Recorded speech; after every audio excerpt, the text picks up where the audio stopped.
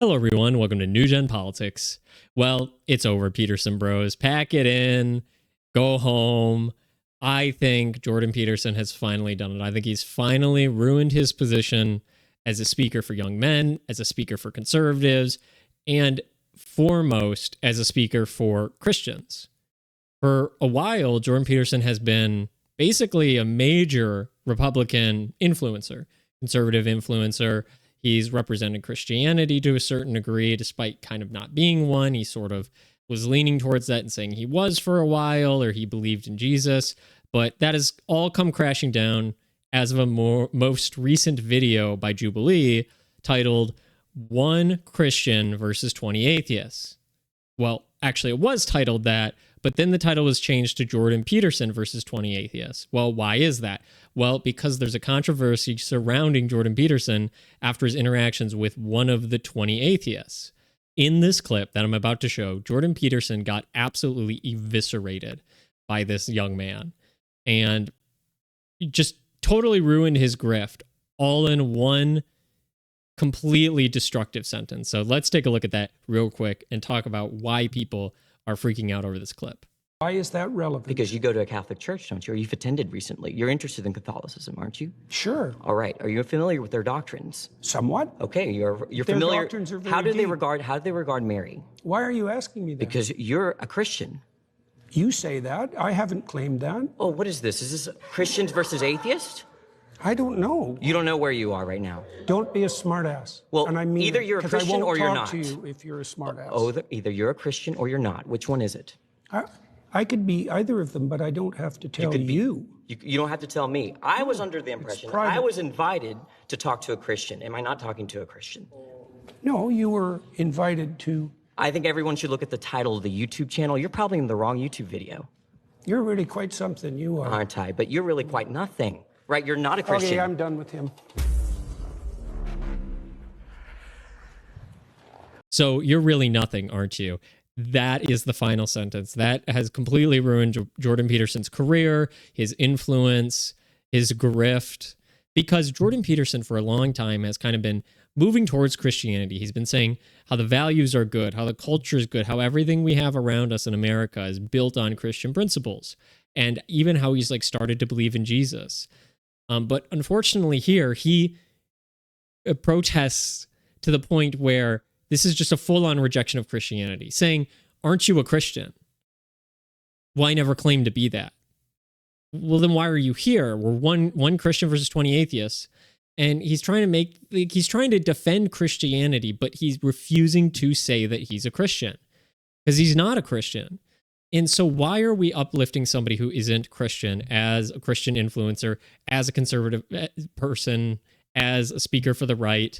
Because the right conservatism, what we want to conserve is the origins, the foundations of this country, the laws, the morality, the culture that's made us who we are. All of that is based on Christianity, objectively. The entire Western canon is based on Christianity. So Jordan's trying to defend that without being a Christian, and these atheists just rip him apart and say, like, look, you can't claim to defend Christianity and not be a Christian. And it's like a weird grift to do so. And he's done it for a long time, and I think it's finally hit a head where people are sick of it.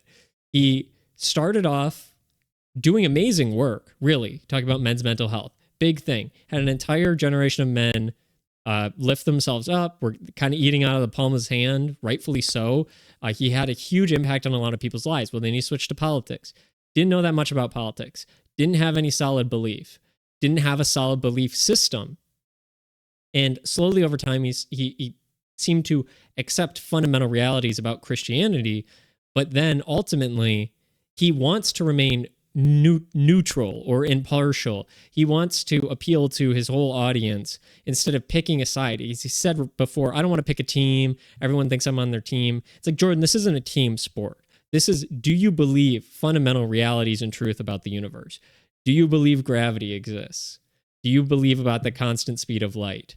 Do you believe that there's a God? Like these are fundamental realities of the universe that you can't just like say, oh, well, it's a team or not a team. It's like, no, whether either you accept a reality or you don't. And we can argue about what the reality is, but you got to say, like, I believe in something. I believe in this. You can't just say, I don't believe in anything. And that's what this kid is saying is, you don't believe in anything. You're grifting. And he has been. And I think as he's gotten closer to Christianity, he's accepted all the good things about it, but then he's got to pick a team. And even more so than just picking at a team and offending a portion of his audience who may be Jewish or Muslim or atheist or whatever. I think that's part of it. I think another part of it is that he's a very prideful man. He is one of the few people who was fighting against all this leftist stuff on his own. He's come to a lot of conclusions about the truth over time and thinking and asking questions. So he thinks, that's his most important asset is being neutral, having to figure everything out for himself. Well, that's kind of not really a doctrine that goes along with Christianity, because Christianity says it's not all about you, which is a comforting thought. It's not all on you either. To figure all this stuff out. You don't have to be the person to sit there and figure all of this out yourself. In fact, you can't. No one is capable of doing that. It is a doctrine that has come from literally thousands of years of research and thought, moral questions being asked. And Jordan thinks he can just kind of do that on his own. So he doesn't want to submit to an authority. The church is an authority. It is a hierarchical system where you submit to the authority of the church. The church says what's right, what's wrong, what you should do, what you shouldn't do. And even if you don't like what the church says, even if you like doing something the church says you shouldn't, fundamentally, we submit to the church and we say, okay, they may know something that I don't, like a child with their parents. Yet the child never can comprehend why the parent has all these stupid, dumb rules that don't make any sense. It's like, well, it's to protect you. It's things that you may not understand yet, but you may over time come to realize that's why that was a rule. Oh, I get it now. That's why I couldn't have candy for dinner. Because it was bad for me. It's the same thing with the church. But Jordan doesn't want to submit to that authority of the church, because then it's not on you. It's not all about you. It's not how smart you are. Suddenly you have to submit to somebody else's authority over you. You have to go along with decisions that may not be made by you. And I don't think his pride is letting him give that up. And in that quest to, one, find truth, but then in two, hold on to his pride and his audience, I think he's having a massive internal crisis. We've seen over the years, he's kind of, he may be slipping. He looks like he may be slipping a little bit. And that may be caused by he knows something in his mind, or in his heart, but his mind won't let him accept it. There's a huge internal conflict going on there where it's like all of the principles of Christianity are true and I see their value and logically I believe in it, but I don't want to give myself over to that. I don't want to accept that. I don't want to have to submit to that, because if it's true that God is real and that he determines right and wrong, you have to submit to that if you want to be doing what's right, if you want what's best for you.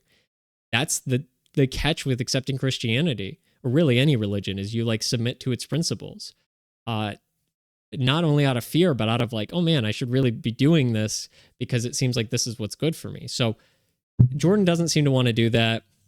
And I think he's going to forego his position in the right to do this. He's on a sinking ship already. He's tied his boat to the Daily Wire, which, as we know, is falling apart. Other other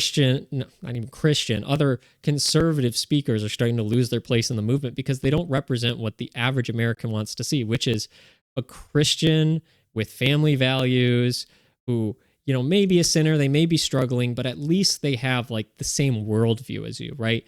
The basis for their beliefs and their morality, and even, like I said, even if they don't follow it all the time, they still submit that, this is right, and I should be doing this, and this is what the church says.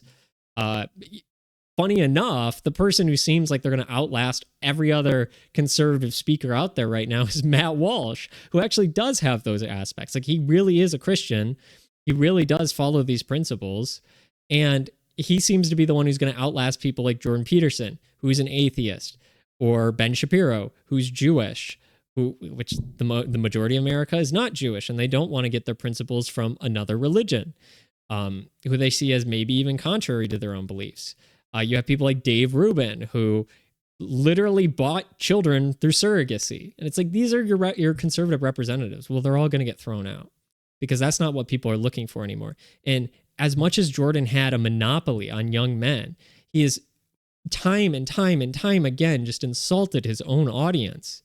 He calls them the woke right. That's his whole thing, saying that anybody who has any sort of like consciousness about their race or their sex or their culture or their country, any nationalism, any patriotism, they're all woke right, trying to insult them. Like the alt-right has become woke right because they think that if they say woke, like, oh, you're woke, it's the same thing as like the left. Like, oh, if they call you racist, then they'll stop doing things that we say are racist. And it's like, obviously, we've seen that hasn't worked with the left. Same thing won't work with the right when they say woke right. No one's going to care. But Jordan proceeds to do this. He keeps doing this, and he keeps isolating himself, insulting his own base, refusing to move along with the direction the country's headed in, refuses to accept fundamental truths of the universe, and all for what seems to be either the sake of his own ego or to maintain some semblance of neutrality to an audience, so we can maintain what is increasingly appearing to be a grift. Not answering questions is a huge problem here. Because are you a Christian is a fundamental question. I don't have to tell you, he says. Why wouldn't you? Why wouldn't you talk about what religion you are? It's like that's your fun, that's introductory questions. Those are questions you put on a name tag when you go to an event. Like, I'm X religion. What makes people suspicious is not if somebody comes up to me and says they're Muslim, I'm not like, oh my gosh. Or if they say they're Jewish or Buddhist or whatever. What would make me feel uncomfortable if I said, oh, are you Christian? They say, I don't have to tell you. That's weird. That's a weird thing to say. Why are you keeping that hidden? Like, that's a weird, you can say, I don't really know. I'm agnostic. Or I'm kind of atheist, or I've thought about it, but I don't really, I have family members who are, anything like that is reasonable. But then to say, I'm not going to tell you, I don't have to tell you. It's like, that's weird. Like, that seems, well, what are your hobbies? I don't have to tell you. You would immediately be like, that's weird and suspicious. That something that you shouldn't be ashamed of, right? You shouldn't be ashamed to be a Christian. You shouldn't be ashamed for any of your religious beliefs, really. I think the major religions, the religions don't teach that you should be ashamed of them. So why are you ashamed of it? Why are you ashamed to be called Christian? And that's what it seems to be, is he's like, doesn't want to claim it. He doesn't want to touch it. He doesn't want to be referred to as Christian.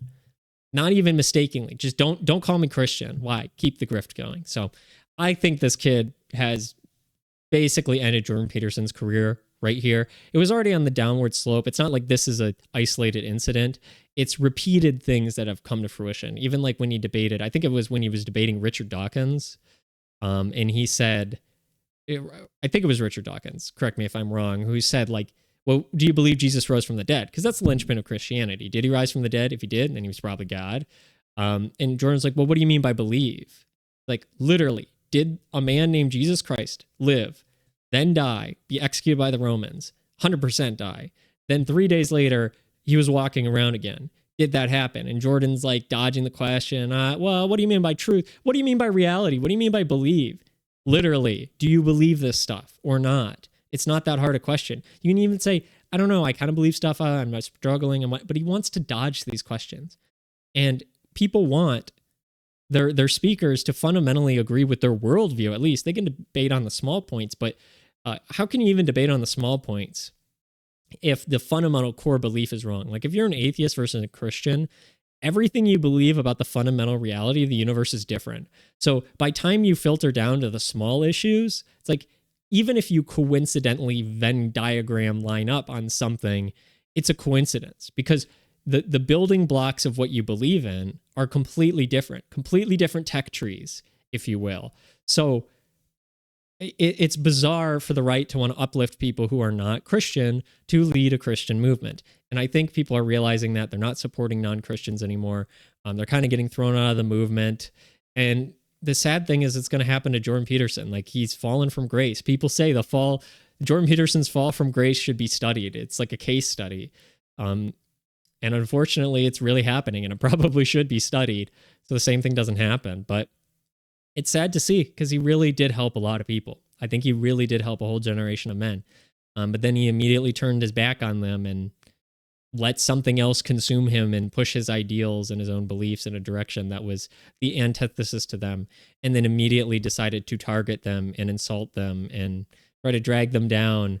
It's really sad to see. So I think it's not the last we'll see of him, but, you know, slowly over time, he'll just get phased out. People just stop listening. They just won't take an interest. When you disagree with people so fundamentally on is there a God or not, and when you say that you're like ashamed to be called a Christian basically by your behavior, it's like, don't call me a Christian. I never claimed to be one. That will make Christians feel uncomfortable listening to someone like that, and it probably should. Authenticity is the biggest thing people care about right now. They want authentic politicians and speakers. That's why you got Trump, you know, because people wanted somebody who spoke their mind. But when you see stuff like this, dodging questions about your personal beliefs, you know, especially on something so basic as like, what religion are you? It makes people feel uncomfortable. They don't trust you. They don't trust what you have to say anymore. They don't know what you believe in. And so why would you expect them to follow you or listen to you if you can't even state clearly what you believe in, what you think is good and not good? That's the real difference here. That's what's going to really, I think, lead to his ultimate downfall in the public eye. So that's my thoughts on this. You made it all the way through the video. I appreciate it. If you like the content, like, share, and subscribe. And let me know what you think down in the comments below. Do you think this is the end of Jordan Peterson? Do you think there's other speakers on the Republican side who have done similar things or are going to kind of be thrown out of the movement? Like I mentioned before, I think Matt Walsh will outlast basically every other conservative speaker, which I think is hilarious because I didn't see that coming. But let me know all that down in the comments below. And thank you for watching.